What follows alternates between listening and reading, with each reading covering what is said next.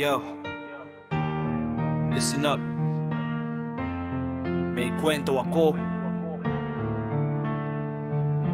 tungkol sa sistema na bulok at masama. Korupsyon, ito ang problema na nagpapahirap sa bayan at nagpapalala.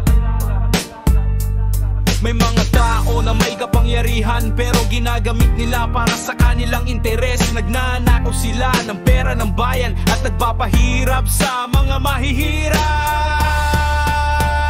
Bulok na sistema, bulok na gobyerno, hindi na natin kayang tiisin pa ito. Bulok na sistema, bulok na lider, kailangan baguhin para sa kinabukasan nating lahat. May mga opisyal na may malaking sweldo pero hindi sila gumagawa ng tama. Nagtatrabaho sila para sa kanilang interes at hindi para sa bayan na nagbigay sa kanila ng kapangyarihan.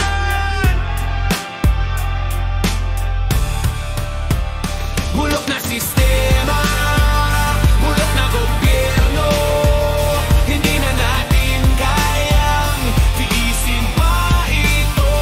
Bulok na sistema, bulok na lider, kailangan baguhin para sa kinabukasan nating lahat. Kailangan magising ang mga mamamayan at magtulungan para sa pagbabago. Kailangan lumaban para sa katotohanan at ipaglaban ang karapatan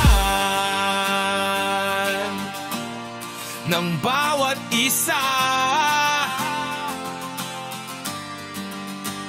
Kaya tayo'y